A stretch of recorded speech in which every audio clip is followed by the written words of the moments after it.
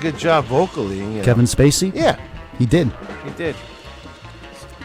Anyway, like I said, it's been 38 years since the passing of Bobby Darin, and I remember the day he died. I was very young at the time. I was about 13 years old. You're still young. I know, I am. You know what's interesting is that being that he's 75 and he died at 37, he's been as deceased as long as he was alive. So we could do the math. Longer. Well, 37 and a half plus 37 and a half equals 75. Okay, it's exactly then. Yeah, it's kind of an eerie sort of symbiotic kind of thought there. Well, at the time, I was on my way to Florida to visit my cousins and my uncle, who was a DJ. He used to be a DJ, Poughkeepsie's youngest old-timer in Poughkeepsie back in the 40s and the 50s. Anyway, they moved to Florida in the 70s, and he was running an oldie station. And when I got there, I said, "Hey, Bobby Darin just died." I was just a young kid. I don't know what let's do a tribute to Bobby Darin. I don't remember if we did that. We might have played one or two songs on the radio back then for Bobby Darin, but not like we're going to do tonight, where we're going to feature a whole bunch of his music and actually pay tribute to the man who would have celebrated his 75th birthday tomorrow. And what do you want to kick it off with? Well, what's going on? Yeah, I'd like to kick it off with one of his songs. This was promoted as The Early Years. Thank you, Johnny. And thank you very much, Johnny. You're welcome. You're the best. We also have a special. Somebody will be calling in. There have been a few books written about Bobby Darin, and at around 7:45 tonight, Maxine Petro, who co-wrote the book Dream Lovers, The Magnificent Shattered Lives of Bobby Darin and Sandra D., by their son Dodd Darin. It was co-written by Maxine Petro. She'll be calling in at 7:45, and then around 8 o'clock, there's I guess what you'd call, I'm going to be making kind of a cool, kind of a special announcement. Really? So I think it might be of interest to you and the listeners, and it just happens to be taking place tonight on this tribute that you're doing to Bobby Darin. Wow. All right. Yeah. Cool. So I wanted to start off, Vince, if you don't mind. You let me pick the first song, so that was kind of cool. And I just want to read something here from a book called Roman Candle, which is one of the biographies, The Life of Bobby Darin, written by David Evanier. And look at this. What you got? Yeah, I brought that for you in case you wanted to have background music, since we don't have any right now. Oh, I know. Which I noticed here. No, I didn't. Know that. I didn't know what was going on. Oh, I see. That's why. Oh, okay. I mean, yeah. No, this is cool. I had no idea. Yeah. That, well, going back a few years. Bobby Darin really didn't come into prominence until August of 1958, when Splish Splash, made a dent on the charts, went all the way, I think, number 3. But in 1955, Evanier writes, Bobby developed a songwriting partnership with Don Kirshner. Everybody knows Don Kirshner, right, Vince? Recently passed away. Yeah, who doesn't? And they copyrighted their first song, Bubblegum Pop, on January 17th, 1956. Bobby Darin and Don Kirshner went to see George Scheck, who managed Connie Francis and was the host of Star Time, a television variety show geared toward teenagers. And Bobby soon changed his name from Casotto. He was christened Walden Robert Casotto. What would you say, Casotto? Casotto. You say Casotto, I say Casotto. Yeah, tomato, Casotto.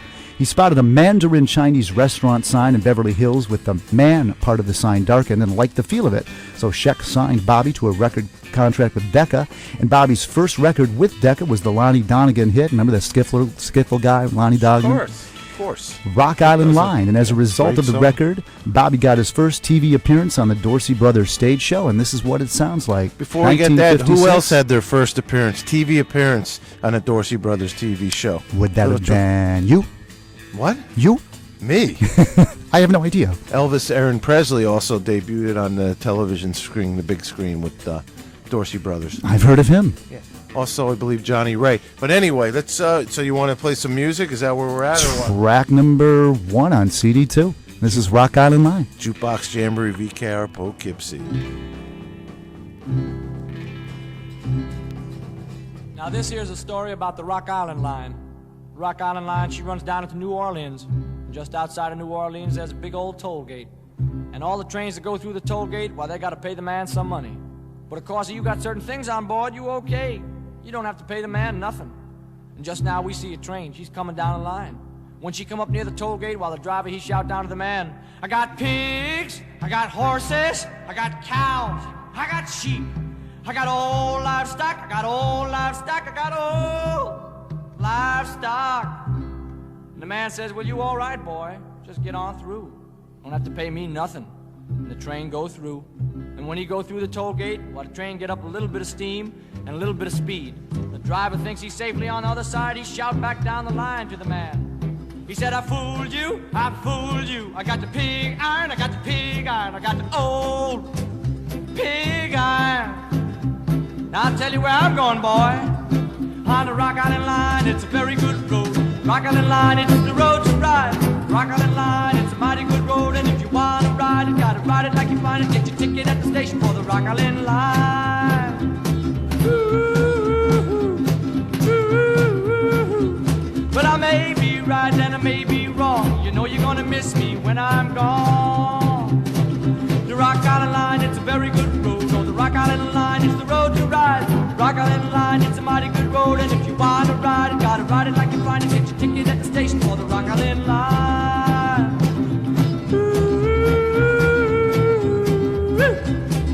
Hallelujah, I'm safe from sin. Well, the good Lord's coming for to see me again.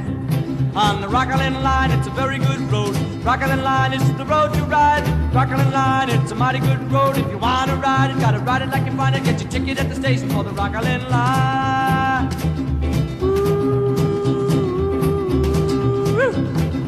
A, B, C, W, X, Y, Z. Cat's in the cupboard, but he don't see me. Rock Island line, it's a very good road. Rock Island line is the road you ride. On the Rock Island line, it's a mighty good road. And if you want to ride it, gotta ride it like you find it. Get your ticket at the station for the Rock Island line. Well, the Rock Island line, it's a very good road. The Rock Island line is the road you ride. Rock Island line is a very good road. And if you want to ride it, gotta ride it like you find it. Get your ticket at the station for the Rock Island line. Woo.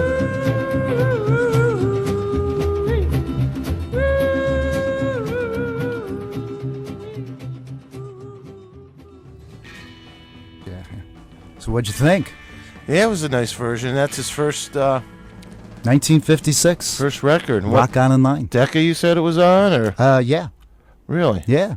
What do you think? I like. How does it compare with Lonnie Donegan? It's not the same thing. It's a little different. I mean, Lonnie had a little bit more going, but Lonnie was more established when he made that record, so it's his first record. I mean, you know. All right, well, we're not going to be jumping in at every song here, but I just wanted to read something else, and then you'll play a nice little set of early Bobby Darin. Again, reading from Roman Candle, The Life of Bobby Darin, if you're just joining us. Vince, thanks for having me on. Maxine Petro, No problem. who co-wrote Dream Lovers, will be calling in about 7:45, talk to us a bit, and then kind of a special announcement following that, right around 8 p.m. I'm very excited over this announcement. That's really, you know. Yeah, I think you will be. All right, following Bobby's Detroit, Michigan gig with a guy named Steve Carmen, whom I've always spoken with. Yeah. Wait a second. I just want to... Detroit, Michigan? Yeah. You're from Detroit, right? I am, yeah. Were you born in Detroit? Yeah, but who cares about me? No, I'm just saying, but Detroit. Yeah. So what was going on? He was in Detroit? Yeah, he was kind of touring a little bit back when he was trying to get established. Spent a couple of summers, I think 56, 57. So he was in Detroit? Yeah, who cares? Okay. He went on the road in 1956 with Don Kirshner backing him on guitar. Bobby's singles for Decca, which were released in 56 and 57, included what we just heard, Rock Island Line, Silly Willie Timber, and it says here, by far his best, Dealer in Dreams, a strong ballad with big band horns, written by Darin. And Darin wrote a lot, by the way. He was he was a talented guy. I mean, he was, he had more. I liked him better than Sinatra. A little different, but I mean, he was. They say that Bobby Darin was like the king of the nightclubs. There's nobody in a nightclub performer like Bobby. Yeah, I really wasn't all that familiar with him until recently, but yeah, I've come to find out that that's true and grown to really admire. So we're going to hear a set now, 5 or 6 tunes kind of in the rockin' vein that included some of the ones I just mentioned and some of the ones you picked out you think your listeners are going to like. And all right. And then stick around for that announcement. Are we ready or what? Yeah, you got it. I'm a dealer in dreams, just a dealer in dreams. And if your heart is blue, then try a few of my dreams. I'm a dealer in dreams, and as strange as it seems, while you're all asleep, I earn my keep from these dreams. I sell to those who are lonely, I sell to those who are blue, and the only price you pay is a heart that's broken in two. I'm a dealer in dreams, just a dealer in dreams. So when your heart falls apart at the seams, that's when you'll call on me. I'm a dealer in dreams. I sell to those who are lonely, I sell to those who are blue, and the only price you pay is a heart that's broken in two. I'm a dealer in dreams, just a dealer in dreams. So when your heart just falls apart at the seams, that's when you'll call on me. I'm a dealer in dreams.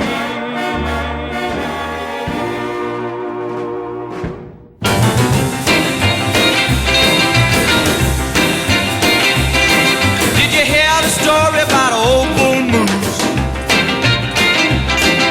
He played piano, really tore it loose. Whenever his heart was filled with gloom, he'd beat out a song in the old lunchroom. All the guys and gals would gather round just to hear that Bull Moose sound, saying, go Bull Moose, go Bull Moose, go Bull Moose, go Bull Moose. Bull Moose playing on a Friday night. Two bad boys got up to fight. One old man yelling, hey, keep quiet. The next thing you know, they started a riot.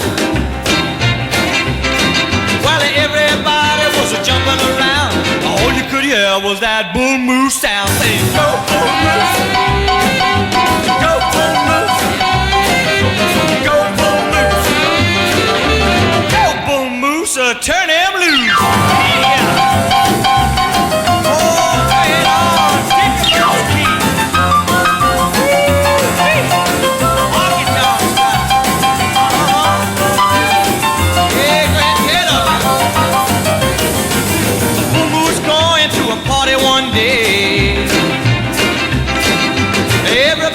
Won't you sit down and play?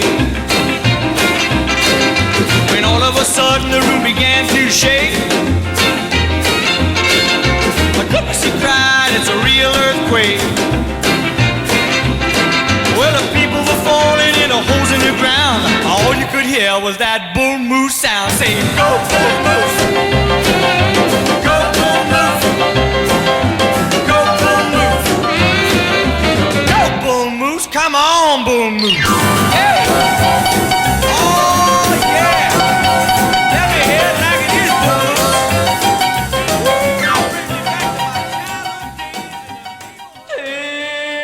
Timber, timber,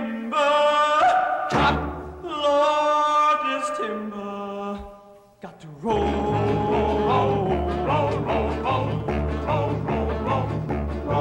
I gotta move this timber before the sun go down.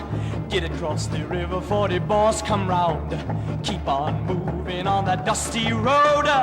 Come on, Jerry, won't you move this load? Crying timber, chop, timber, chop. Lord, this timber gotta roll. Roll, roll, roll, roll, roll, roll. My old Jerry, he's an Arkansas mule. He's been everywhere and he ain't no fool. Work get heavy, old Jerry gets sore. Pull so much he gonna pull no more. Crying timber, chop, timber, chop. Lord, this timber gotta roll.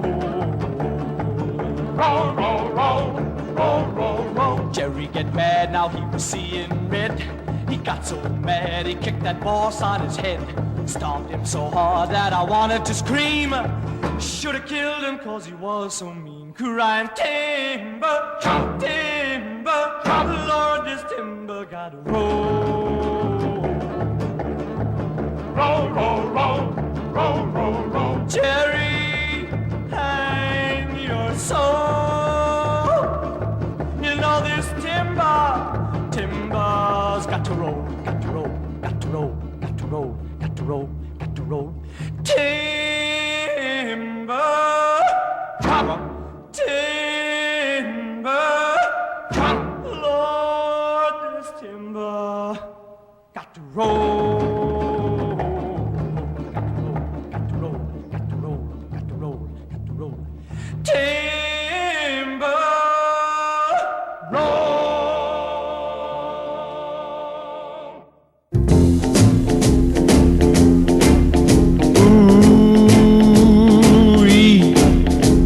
Come on, train, carry me home.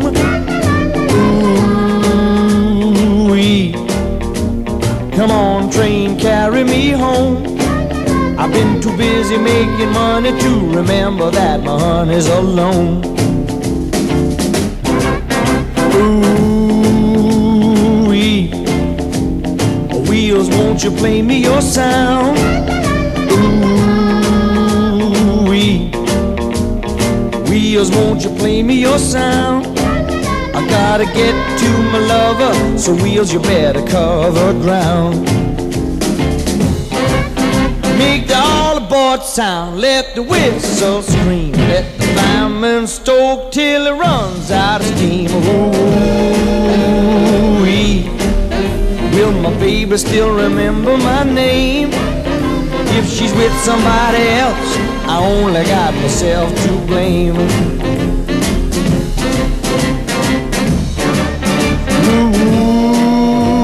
Ooh-wee. Come on, train, carry me home. Ooh-wee. Come on, train, carry me home. I've been too busy making money to remember that my honey's alone.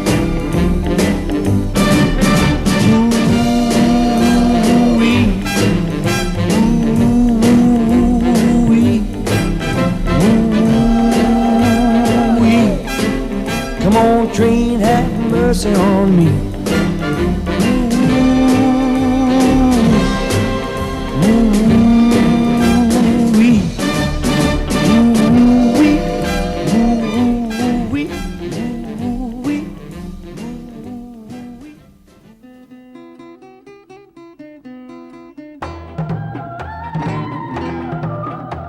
There is a mermaid in the sea, her eyes are darkest blue. And sailors say they only see her when a storm is due. She stretches out her loving arms and looks so innocent, but the men who need her never live a minute to repent. She's a blue-eyed mermaid from the deep blue sea, the answer to a lonely sailor's dream. When she combs her golden hair, you'll hear thunder in the air, the blue-eyed mermaid in the deep blue sea.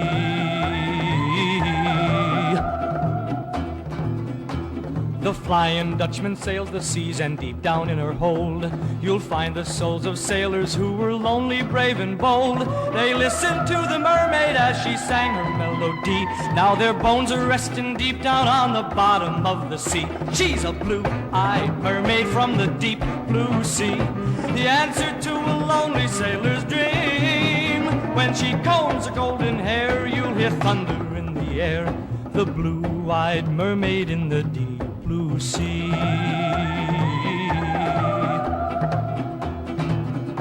So sailor men, be wary when the mermaid calls to you, 'cause while you're looking in her eyes, here's what she'll do to you. She'll gather you into her arms and kiss you tenderly, and you'll never leave the bottom of the deep blue sea. She's a blue-eyed mermaid from the deep blue sea, the answer to a lonely sailor's dream. When she combs her golden hair, you'll hear thunder in the air. The blue-eyed mermaid in the deep blue sea.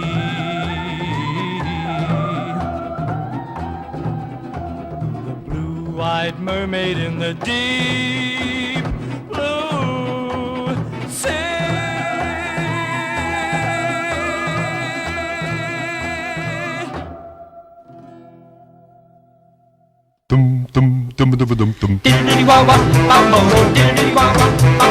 Silly, silly Willie, so silly, silly, silly Willie, so silly. Willie's always dreaming, always scheming. Silly, silly Willie, so silly, but it ain't no joke when his dreams go up in smoke. Now ain't it a shame about Willie? Listen to the story about Willie the Weeper. Willie the Weeper was a long time sleeper. He went to sleep one night and dreamed so bad. Now let me tell you about the dream that little Willie had. Well, he fell asleep lying on his living room floor. The next thing that he knew, he's on a foreign shore. We met a pretty girlie by the name of Yvette. They started in a kissing and they started into petting, and we woke up. Boy, was he mad, he nearly broke up. What a dream Willie had. He began to shout, cause the dream wore out. Now ain't it a shame about Willie? Willie was a dreaming about money one night. There were millions of dollars in his dreamy-eyed sight. He started in the stuff until his pockets were full, when someone on the outside gave his blankets a pull, and then he woke up. Boy, was he mad, he nearly broke up. Oh, what a dream Willie had. He began to shout, cause the dream wore out. Now ain't it a shame about Willie? Willie was a dreaming about an automobile with a pair of diamond headlights and a gold steering wheel. He was gonna drive it on a bright sunny day, when the finance company came and took it away. And then he woke up. Boy, was he mad, he nearly broke up. Yeah, what a dream. He began to shout, cause the dream wore out. Now ain't it a shame about Willie? So silly, Willie, Willie, so silly.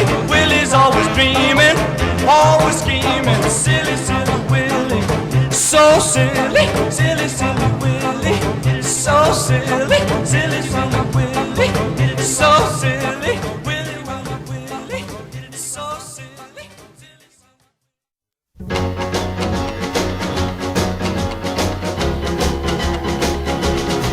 Well, you can talk about your Julie and your Peggy Sue. You can keep your Miss Molly and your Mary Lou.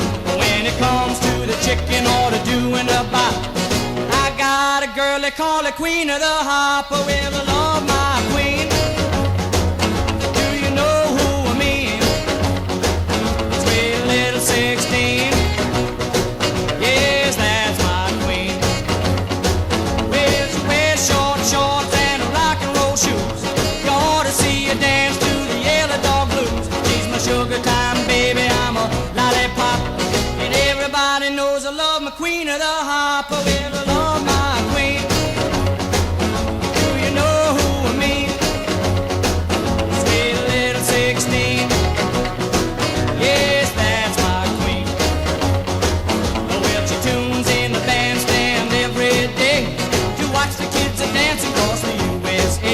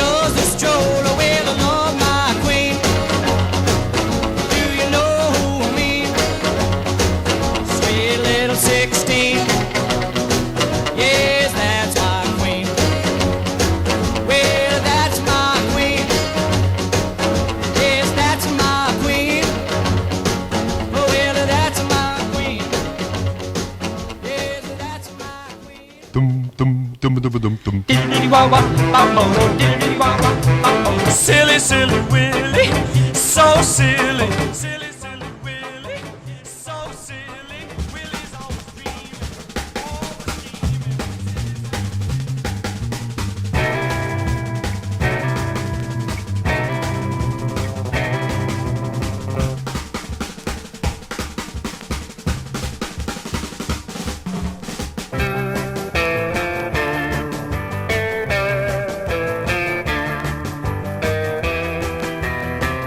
All right, it's 7:30 here, 91.3 FM VKR, the Jukebox Jamboree with special guest Sammy Boy. We pay tribute to the one, the only, Mr. Bobby Darin.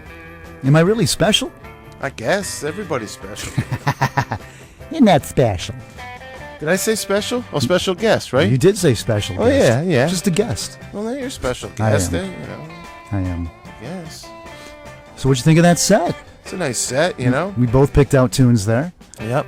You kind of got a little out of order there. That's all right. Mr. Rock and Roll Expert. They don't know. I knew. Started out with Dealer in Dreams from February of 1957. That was released on the Decca label.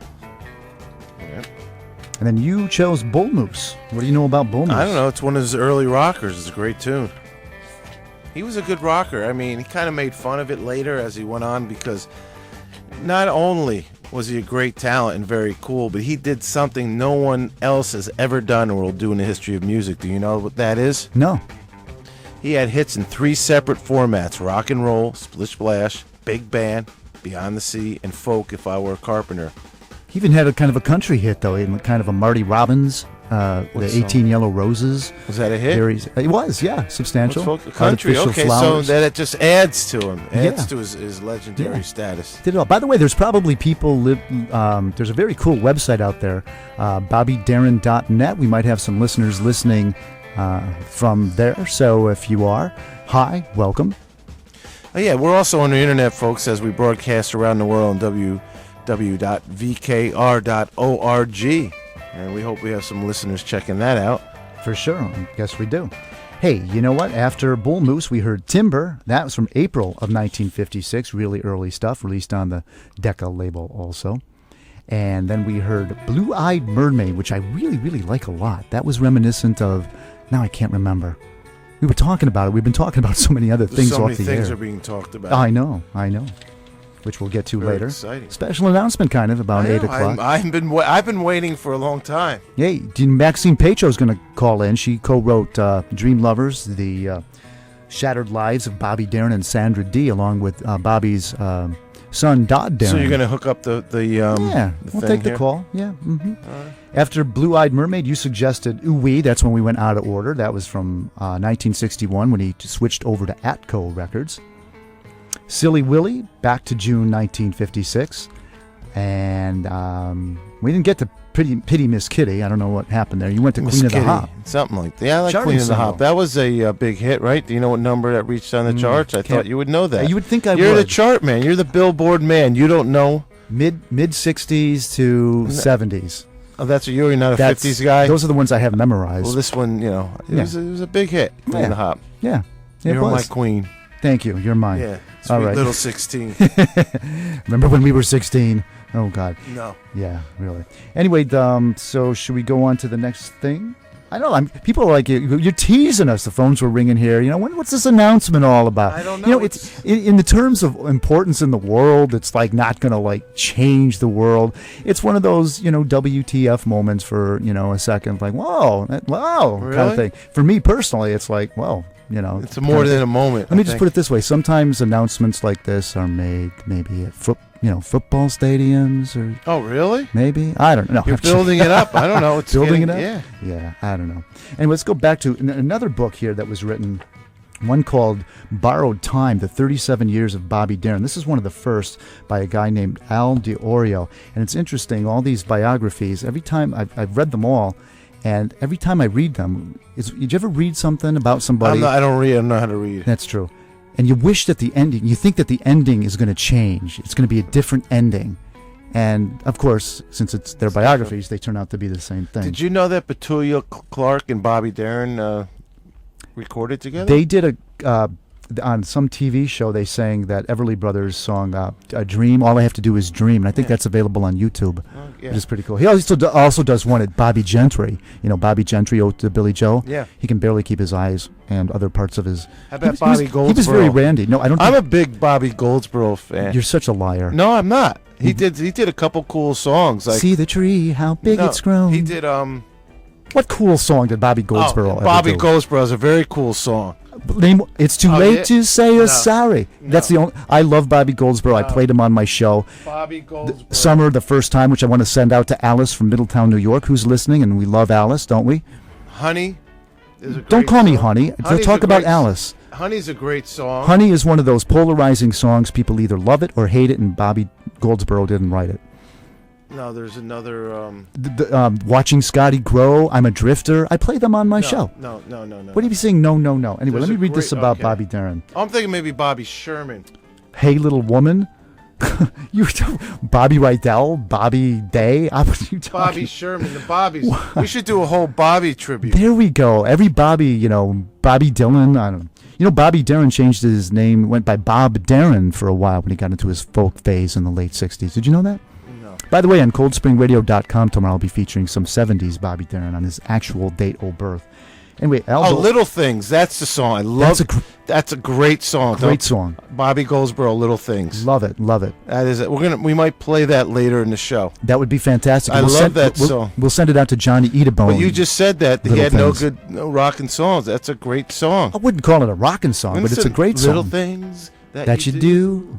There's also a great clip. I know we're getting off the subject, but if you mentioned Bob Dylan in "Don't Look Back," there's a great clip of the piano player Alan Price, who was just let go by the Animals, and he's hanging out backstage with Bob Dylan before one of his shows, and he starts doing little things on playing. Anyway, what kind of little things was he doing? Little things, he's singing. Oh, the song. How'd you do? Got it. Anyway. While appearing at Mike's South Pacific in Birmingham, Alabama, Bobby had developed some close ties with the local DJs and musicians, and they loaned him enough money to record a few songs of his own. One of these was the old Billy Rose song, I Found $1 Million Baby in a 5 and 10 cent store. Demo in hand, Bobby approached Ahmet Ertegun. I can never say his name. Say that again I 5 can't. times fast. Ahmet Ertegun.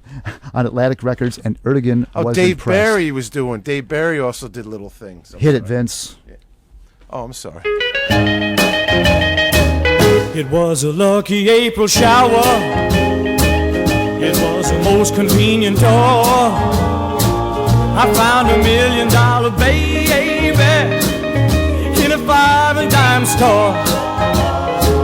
The rain continued for an hour. I hung around for 3 or 4. Around $1 million baby from a 5 and dime store. You know that she was selling candy, and when she rolled those eyes, I bought so much candy till I was twice my size. If you should run into a shower and want to step inside my door, you'll meet $1 million baby from a 5 and dime store.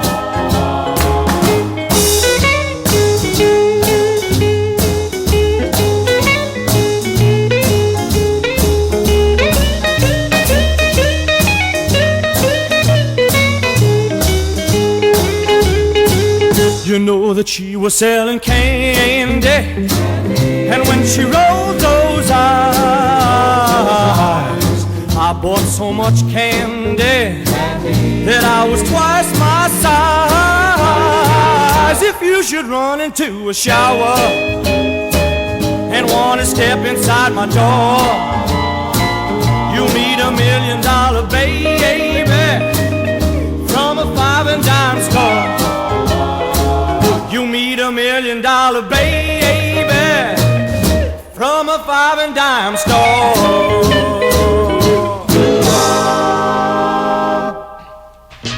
This is WVKR Jukebox Jamboree, where you're hearing things, where you're hearing things.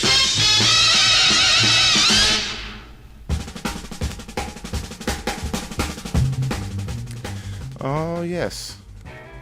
91.3 VKR, Jukebox Jamboree. Hi to all the people listening online, WVKR.org, those from the Bobby Darin fan site, BobbyDarin.net. Hey, again from Roman Candle, David Evanier writes, Neil Sedaka, of all people. Oh, and Neil had some great rockin' records. Played some piano on some of those earlier tracks we played earlier, by the way. Very talented. He's a very great talented. talent. If you're just joining us, Maxine Petro is going to be calling in very shortly. But Neil Sedaka first heard of Bobby from Don Kirshner in 1958, a very significant year. He says, I was the first singer-songwriter to join Donnie's stable at Alden Music. One day, Donnie told me he collaborated with a young kid who was very talented. And then I met Bobby at 1650 Broadway, you know, the Brill Building area there. Oh my goodness, Bobby was the most, I should talk like Neil Sedaka. Oh my goodness, Bobby was the most confident, the most talented. He became my idol. Bobby recorded one of my songs this year, Keep a Walkin', and it sounded like this. Yeah, keep a walking, golly gee, keep a talking about you and me. Keep telling me, baby, that joy and love with me. Yeah, yeah, yeah, keep a saying that you are mine, and keep a praying that everything will be fine. Keep a telling me, baby, that you belong to me. Well, Monday, Tuesday, Wednesday, Thursday, work all day. Along comes Friday and I get my pay. I can't wait until a Saturday night. When I take you out, I'm gonna treat you right and keep a walking. Hand in hand and keep a talking. Say you understand, keep a telling me, baby, that you're in love with me. Woo, woo.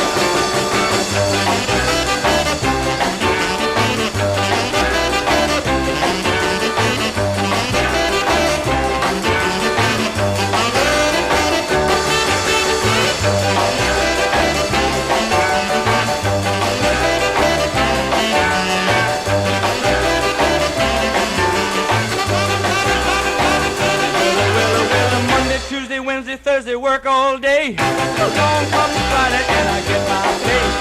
I can't wait until a Saturday night. When I take you out, I'm gonna treat you right. Keep a walking, hand in hand, keep a talking. Say you understand, keep a telling me, baby, that you're in love with me. Yeah, yeah. Whoa, whoa, whoa, yeah, yeah. Whoa.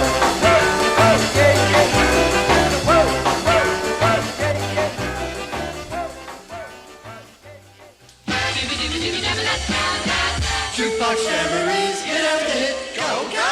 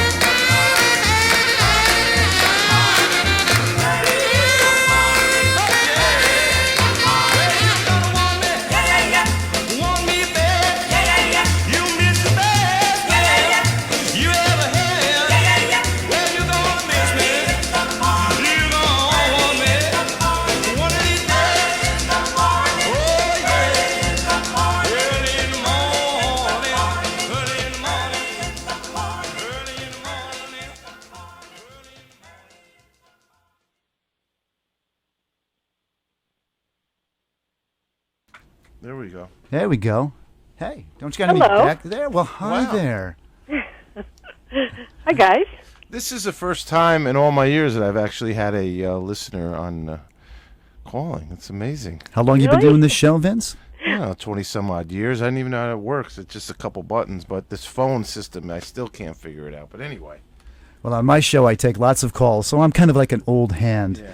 Hello, caller. Thanks for calling in today. Hello. Hi, and your name is? I'm Maxine Petro. Hi, Maxine. We've actually been promoting you for the last 45 minutes. So no kidding. Have you? I certainly have been. Well, as the co-author of Dream Lovers, The Magnificent Shattered Lives of Bobby Darin and Sandra D. by their son, Dodd Darin. But you had a hand in this as well, didn't you? Oh, sure.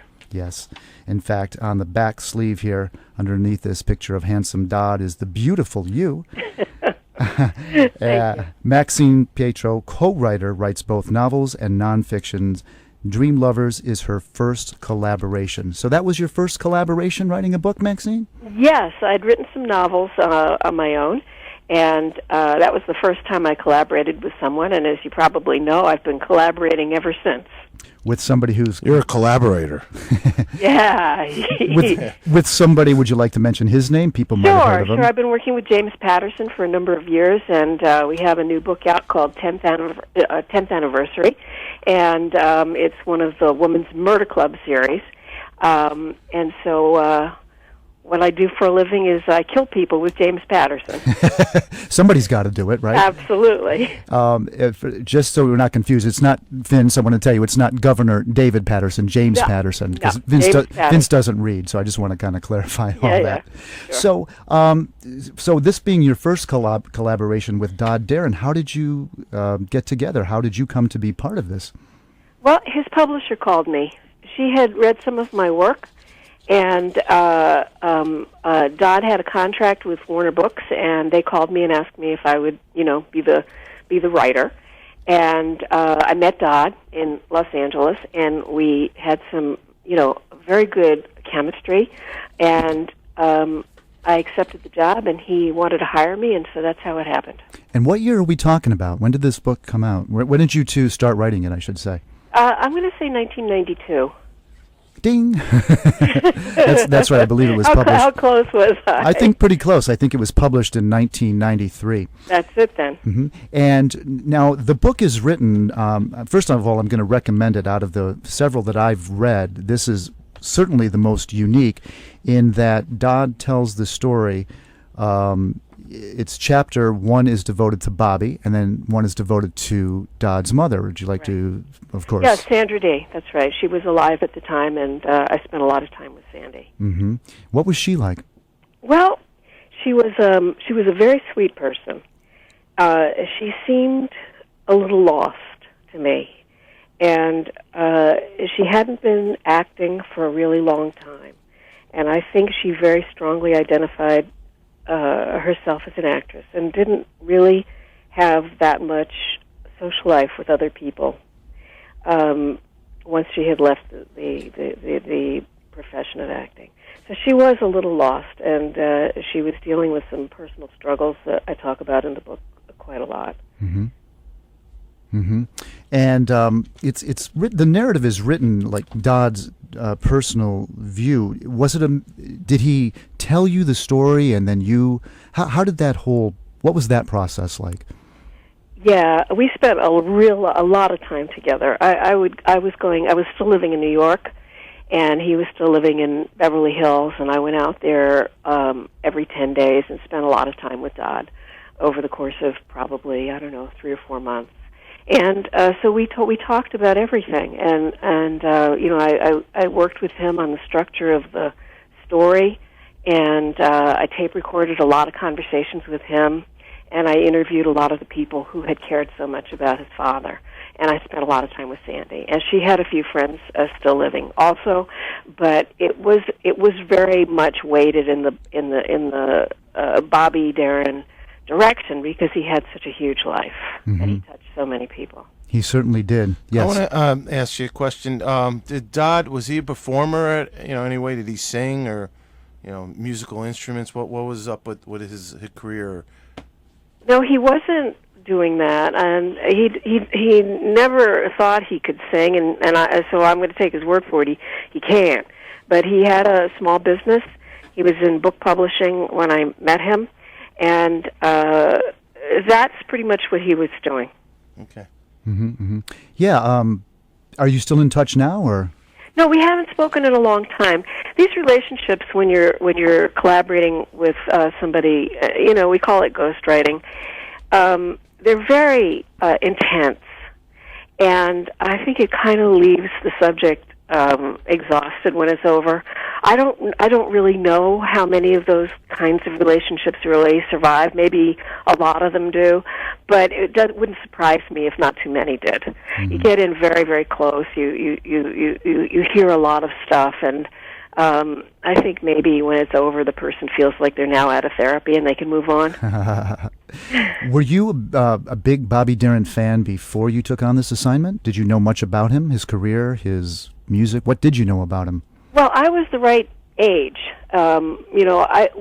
When I grew up, and I was born in 1946, and so when Bobby was, doing his most famous music, I was a teenager, and I remember the songs vividly, but I hadn't spent any time really thinking about Bobby Darin until I got the assignment. And once I was involved in it, I was completely won over by the story of this person. Mm-hmm. I learned tremendous amounts from people who had been waiting a long time to be able to talk about their feelings. And this isn't the answer to your question, but just to continue, I found that people felt very strongly about Bobby, even though he had been dead for 20 years. You couldn't tell from listening to them that he had been dead for so long, because their feelings for him were so fresh. In the movie Beyond the Sea, did they contact you at all for, did you help them out, or did your book was used or anything like that? I believe they used the book. I wasn't contacted. Really? So you believe that they took some of this, the story from the book? Wow. Well, you have to understand the book belongs to Dodd. Okay. Mm-hmm. I was hired to write the book. It's called being a writer for hire. Okay. And so he owned the rights to the book, and he may have. He certainly was involved in the in the making of the film and was talked to, and they had to have read the book. It's there it was. So okay. There's pictures on the web that I've since found that of him with Kevin Spacey, but my sense is, and from what I've read, and I don't know if you can, Maxine Petro, share any light on this or not, that Bobby's family was not too happy with the film after it came out. Yeah, no, I haven't spoken with any of them, and I don't know. Mm-hmm, mm-hmm, mm-hmm. Did you see the movie? Yeah. What did you think? Personally, I just didn't really want it to be a musical. Yeah. I don't know whether it was a good job or it wasn't a good job. It wasn't the story the way I knew it. So, to me, this was a very touching story. I've told Sam many times that, when I was working on the book, I so incorporated Dodd's story that I sometimes felt like Bobby was my father. I had dreams about him, and I read everything that he ever said that was recorded, every interview, and so I was very moved by him, and I felt very close to him. He had such a powerful personality.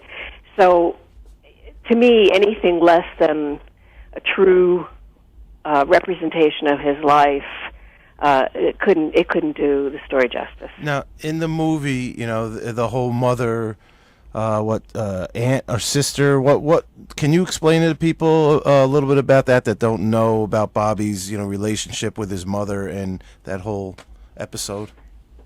Well, the woman he believed to be his mother was his grandmother, and he loved her deeply, and she inspired him to perform. She had been a vaudevillian herself and sang and danced, and Bobby was a sick little boy, and he was home a lot with his grandmother, and so she taught him to play the piano, I believe, and she was very interested in him as a performer. as well as loving him as as her son. She was actually telling him that she was his mother, but in fact, his sister had given birth to him. She was a teenager, and it's hard to get. Wait a second. She was his mother, but she was presented as his sister and grew up with him as his sister. Wait, so let's. So his mother had Bobby when she was 17. Is that what you're saying? Yeah. So, right. but why didn't she just say, "I'm your mother"? I don't understand. She was long gone before I did the book, so I never got a chance to ask her. But I don't think that being a single mom was called being a single mom back then. Okay. Very true. It was being, you were a bad girl, or you were considered a bad girl, perhaps, for having a child out of wedlock. So, but he finally found out at one point of his career that's not his sister; it's your mother. Right, but he was in his 30s, and it wasn't that long before he died. And there are some people that think that learning that contributed to his death.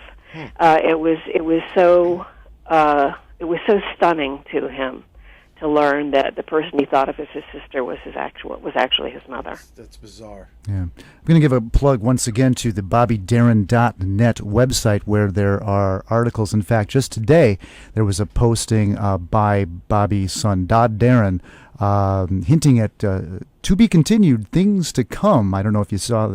I don't know how often you still check these out, Maxine, but it was just uploaded today, which was very interesting.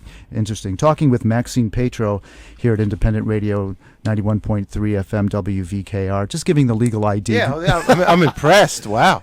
You could tell I used to work here. Yeah. Maxine, Dream Lovers. Is this book still in print, Maxine? No, I don't think it is in print. It's expensive to get it. I mean, the hardcover copies are sold on eBay. Frankly, I haven't gone out looking for it in a long time, and I'm sure the copies can still be gotten, but I don't believe it's being published anymore. I got mine at the Strand in the city. Okay, there you go. There you go. Found it there. I'm like, whoa, that was lucky.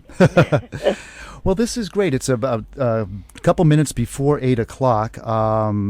Maxine, I appreciate. Is there anything else that you'd like to say before about your experience? Either Well, I just want to say that I really love being a writer, and I've had some tremendous experiences being a writer, but none really top the experience of working with Dodd and all of the friends of Bobby Darin, all the people that I got to meet who had known him and loved him or still angry at him, wished more than anything that he would come back. Mm-hmm. So it was a tremendously enriching experience for me. I enjoyed every minute of it, and if you can get a hold of the book, if anybody listening can get a hold of the book, I think you'll enjoy the ride. I certainly did, and to back up what you're just saying, when I checked out YouTube videos of Bobby Darin, just the comments that the people write in, that the fans write in, it's just overwhelming that after all this time, he, like you said, he's still having that impact on people. Absolutely. Yeah. All right. Well, Maxine, if you'd like to stay on the line for a bit, I've been, you might be interested in hearing this. I don't know. I'm assuming so. Because, well, you kind of know what I'm about to say. Sure. I've been teasing on my Facebook page and here on the different DJs here at the station, and Vince, who's so graciously allowed me to come on today on the eve of what would have been Bobby Darin's 75th birthday tomorrow, right. May 14th, in that... Well, first, before I get to the big announcement, let me just preface it by saying my last name is Tallerico. And in the 70s, I was asked this particular question kind of often, but certainly within the last 4 or 5 months, I've been asked it again. It's like it's been a resurgence. And that question has been, hey, did you know that Steven Tyler's real last name was Tallerico? Are you guys related? And I would, I don't think so. I never did a background check or a search or anything, and none of my cousins that I know ever did, but I kind of don't think so. And, again, I'm getting that a lot now again because of Tyler's appearance on American Idol and everything. But in the grand scheme of things, Vince and Maxine, and who's ever still listening, it wouldn't really have made any difference, I guess, because I was adopted anyway as an infant. No big secret. I was, my sister and I both grew up in a wonderful family in the suburb of Detroit. My mom is still alive. My dad passed away. And I should say my real mom. If you're an adoptee and if there's any adoptees listening, we refer to the parents that raised us as our real mother and father. My sister, Marty, is my real sister, as opposed to the terms biological or birth parent. And so I've always known I was adopted, no big deal. And a couple years ago, in around April of 2009, I just decided I wanted to reach out to my birth mother. I recently turned 50, and I thought, there's a good chance. I was assuming they were college kids that were messed around. That was the story that was passed around. And let her know, hey, I turned out okay. I'm leading a productive life. I grew up in a great home. If you had any doubts or regrets about your decision, what was probably a very difficult decision, you needn't worry because, I'm here, as they say. And secondly, there's a curiosity that a lot of adoptees, I'm speaking for myself here, to know kind of where you came from. Maxine, you and Vince, I'm assuming, are not adopted. You look at your, birth, your mother and your father, and you say, you can see probably in your genes, I've got this, I've got my dad's nose, I've got my mom's eyes, whatever kind of thing. An adoptee, doesn't have that same luxury. So I did the search and came to find out that my birth parents weren't a couple of college kids that messed around at all. My birth mother was a waitress in a Detroit suburb who we're going to say, since I was born April 1958, we're going to put this around August of 1957, met up with a guy who was younger. She was 33 at the time, not married. She had already had a son whom she was living with. And as you said, Maxine, a little earlier, back then, single mother, that term wasn't thrown around. If a woman got pregnant out of wedlock in 1958, it was kind of shameful. And I'll refer anybody to the Magdalene Laundries, either the book or the film, about what the Catholic Church thought about women getting pregnant out of wedlock. So my birth mother, who I'll give her first name, Lillian, did give birth to a second child, me, 4 years later, and placed me up for adoption. I learned through a search, had the records opened by the state of Michigan, all legal, done through what's called a confidential intermediary.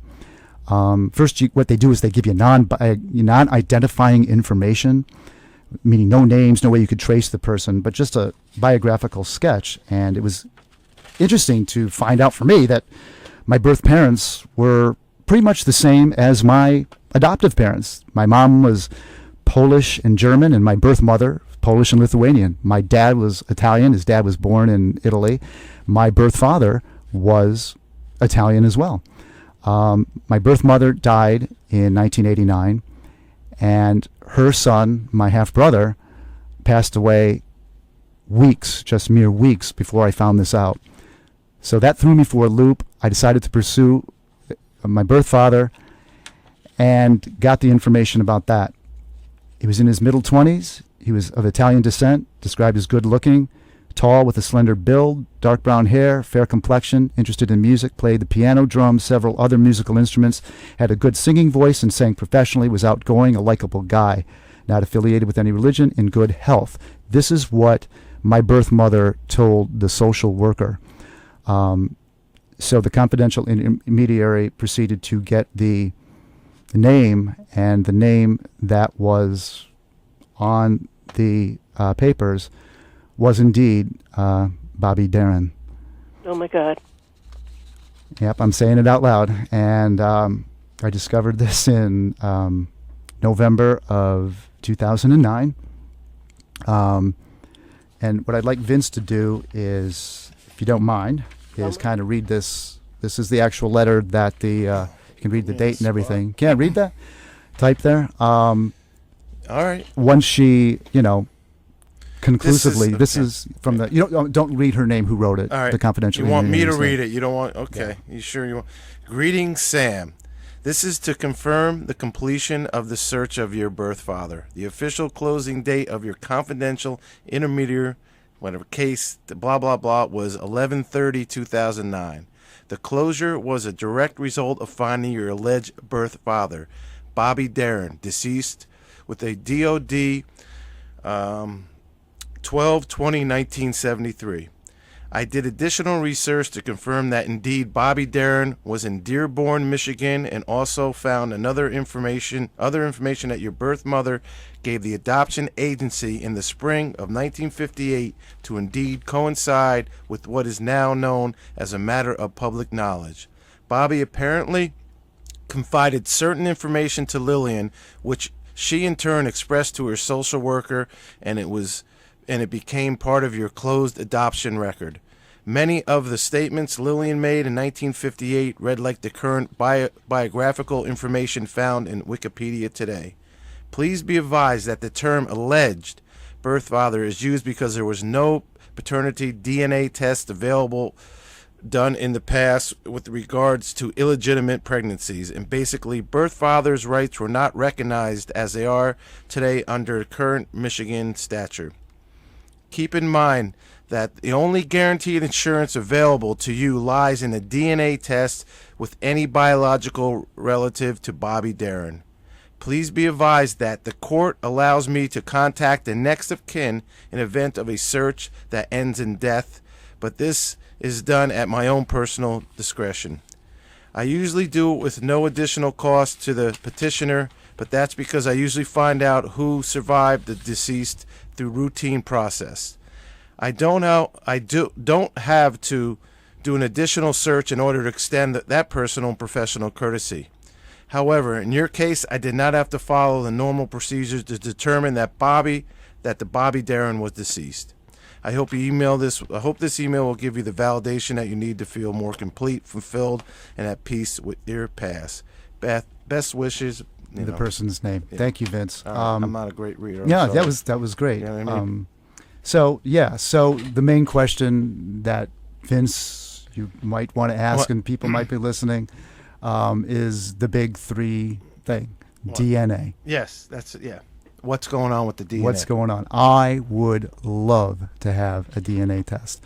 I have gotten in touch, Maxine, as you know,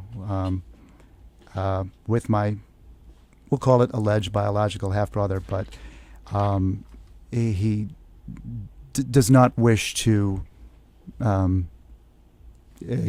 Did he? anything. He got this letter? He didn't get that letter. No. Why would I wrote him a letter myself. Why wouldn't you? I should say that it took me a long time. This was November of 2009 that I found out this information. So basically, just what I'm telling is that this woman, two people actually, opened my sealed adopted records through a court-ordered judge. Happens all the time with adoptees. Okay. This is what was in there.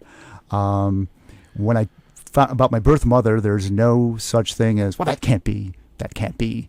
You know, but the fact again, that this guy's that wasn't his real name. I would think that if that would have, what is his real name? Robert Walden Casado. No, that was not in your birth record. Right. Bob. He was going by the name Bobby Darin in August of 1957. Was that his official name? I mean, on documents, on I'm gonna on his driver's license. Don't know, but if just remember this guy's going, hey, you want to go to, what's your name? Well, I call myself Bobby Darin, but my real name's Robert Walden. I mean, it's like he was in town for a couple of weeks, I understand, in Detroit. So you don't even know if he knew you were born. The records say that, in fact, this other paper, that she never told, birth mother never told that makes about sense. that she was pregnant. Okay, so that makes sense why he wouldn't, he wasn't, it was an official, so he didn't give you away. He was not involved at all. That. Yep. Here it is from the adoption specialist at the blank surfaces of Wayne County, Michigan. Your birth mother chose an adoption plan for you. She never informed your birth father of her pregnancy. She was a waitress when she met your birth father. He came to the place where she was a waitress, and he took her home a few times. She had a casual relationship with him, and nothing serious ever developed. The dates of this is important, too, because, we tend to forget in this age of internet and Google and YouTube, nobody would have... Bobby Darin was not a household name. Splish Splash, his first major hit, didn't come out until August of 1958, and I was born in April of that year. So, Max, you still with us? Yes, I'm listening. Absolutely. Did you know any of this before? Are you asking me, Vince? Yes. Yeah, Sam and I became friends. I don't know, how long has it been, Sam? A year and a half, something like that? It was about January. What I did after finding this out, well, first of all... He wouldn't tell me. I guessed it. He told you that this is what's going on because he would not release the information to me. I was looking for ways to get in contact with my half-brother because one thing that was very important to me is that I thought it was only fair to Dodd to tell him about this to see how we wanted to handle it. Maybe there was a perfectly good reason that, he didn't want, this could have been just a private matter between the two of us, which would have been told. Yeah, I got to tell you, when you find out something like this, it's a kick in, it was like amazing. I said to the guy I live with, it's like, look at this. And one thing that I did, we went on the internet and the headshots, the glamour poses of Bobby Darin, nothing. I mean, he wore a toupee a lot of times. But if you look at some of the candid shots... There is a resemblance, folks. I will tell you there is definitely a resemblance. Maxine, is there anything you'd like to say about physical resemblance? Well, Sam sent me a photograph of himself with somebody that he had met, and I thought, spit an image. I could really see a tremendous resemblance. No, there is a resemblance. I'm looking at it. There's definitely a resemblance. I unfortunately have his kind of profile, weak chin and kind of big nose. So the nose. Yeah, the nose. I know. The chin, I can't tell now. You got a little goatee. I've got a little goatee action going on here. And it takes two to make a baby. I'm showing Vince right now a picture of my birth mother right now. Okay. So... If you pretty late and beautiful. She was gorgeous. I could see why Bobby Darin, would want to, Yeah. So it takes two parents to make a child. But she also could have just said Bobby Darin. You know what I mean? Sure. I could play devil's advocate. No. She could have, it could have been anybody, and Bobby Darin would made, Oh, you say he didn't have a hit then, so he wasn't like when you were born. Splish Splash didn't. That's correct. So it wasn't like his name was in the in the charts, and he wasn't. In August of '57, we played some records earlier on the show that were on the Decca label 56, and as the books attest to, they were flops. They might have been local hits, enough to get him, maybe some notice, kind of like the Greyhounds. You are totally correct that my birth mother, might have either made up a name or lied for whatever reason. Yeah, but wait. But if it was so, you were born when again? What was April of 1958. Okay, and at the time he had no hits. Correct. But he was still Bobby Darin at the time. When she met him, he was going as Bobby Darin. Yep. And not till Splish Splash was his first hit. Her first major hit. Major. So when you say major, so what was the hit before that? Then you said there were none. It was like putting out records that you give to the DJs. Why pick Bobby Darin? It could have been something. Could have been Bobby. Could have been Bobby Goldsberg. Yeah, she could have made up anything, but she said Bobby Darin. Yeah, but my point is his name was not in it. He wasn't popular then. No. So why And could have been Elvis Presley too. She could have said. Yeah. One of the things I want to stress here is that you don't look like Elvis, so I'll let you know that. There's no resemblance there. One of the things I want to stress here too, because this is kind of about me, is not to forget what Lillian must have gone through. Once back then, they were pretty much, your adoption is sealed. Sealed means no one's ever going to find out about this. Mm-hmm. What she must have gone through, not only on my birthday every year, but every time Bobby Darin's name came up, if he was in a movie, one of his singles when Mac the Knife came out, certainly when he died, when he married Sandra D, all these milestones, what she must have thought. Did she tell anybody? Did she confide in anybody?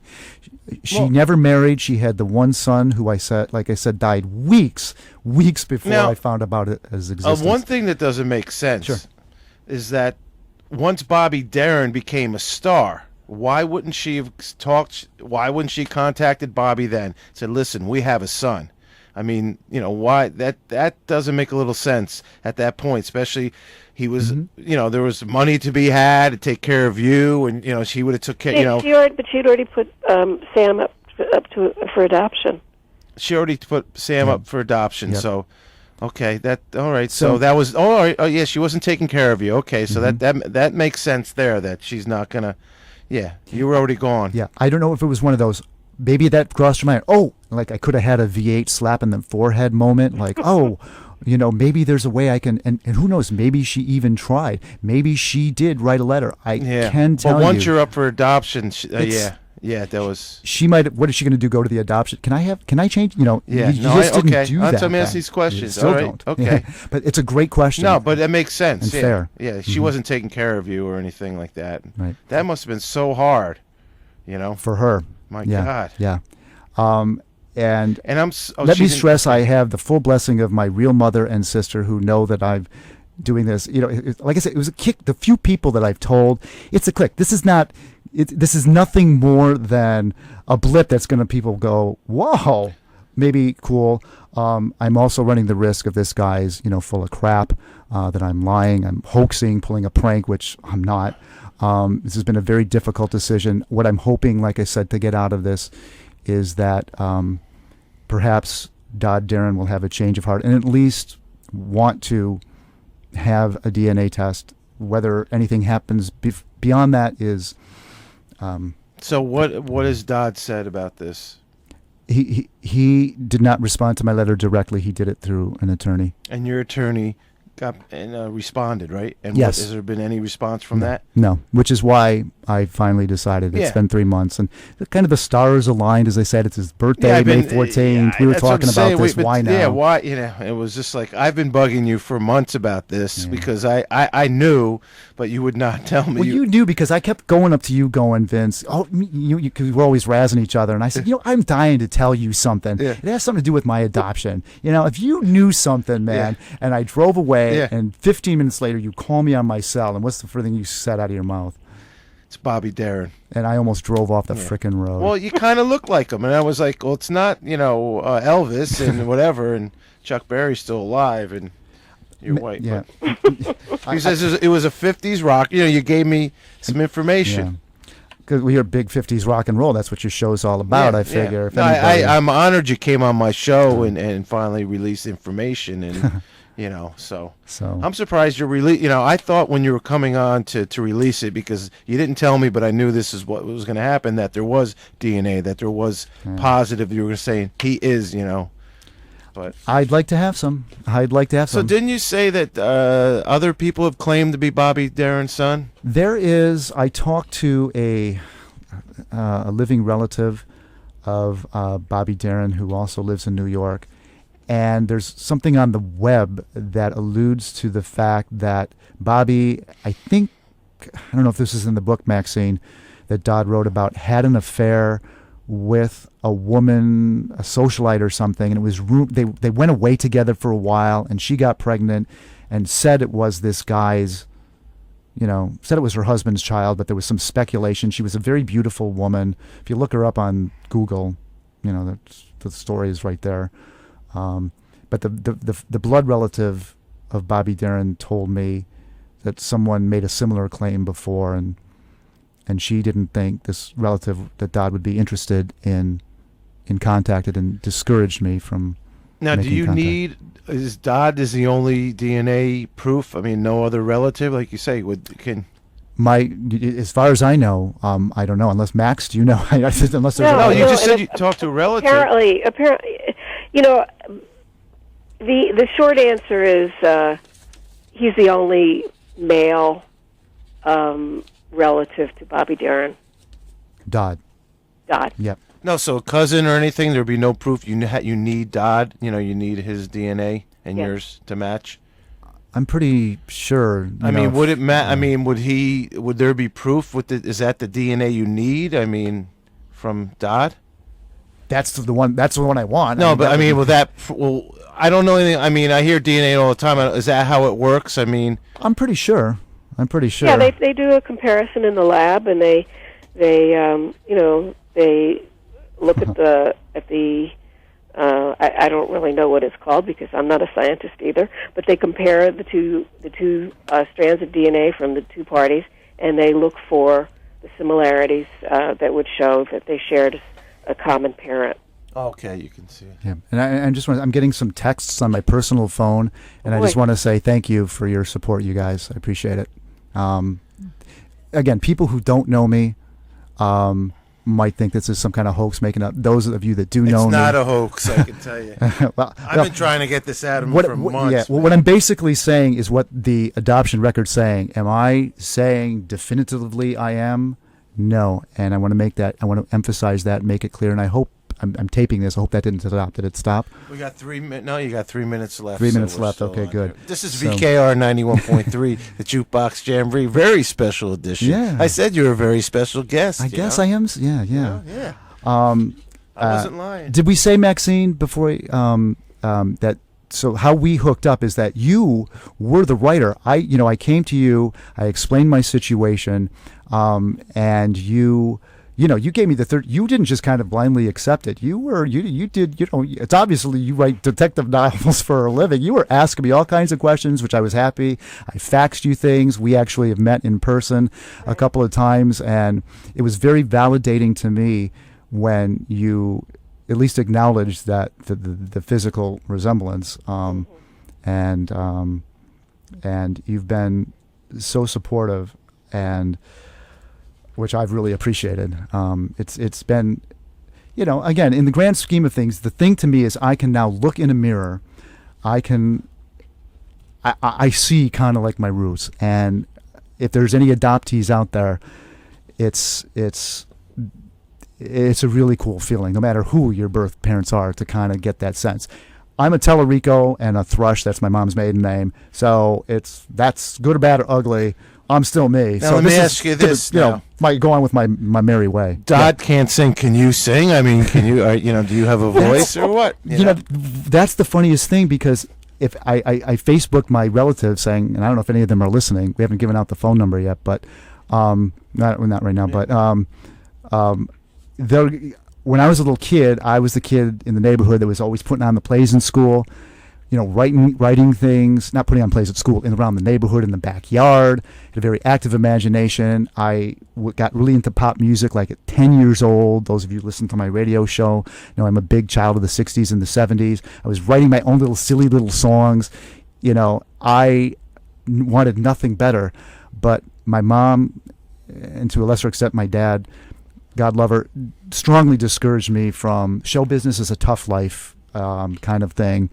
Get a practical kind of, job that's going to pay. It's like when, a kid wants to be a baseball player, don't do it, go, So, but ironically enough, my mom asked me, we watch American Idol, and we talk about it the next day on the phone, and before I started this search, and she goes, because I have sung in public before, and I'm trying to resurrect that, yeah. Oh, really? Yeah, and she said things like, if American Idol was around when you were younger, would you have tried out? I go, Mom, I don't have a singing. You have a beautiful singing voice. So it's just kind of, so we'll see. All right. So now it's the cat's out of the bag. Oh, I just got 2 more right in a row. Thank you, guys. Oh, there's people listening. Okay, besides me, you and Maxine. Yeah. Really? Max, is there any? Yeah, I just want to say.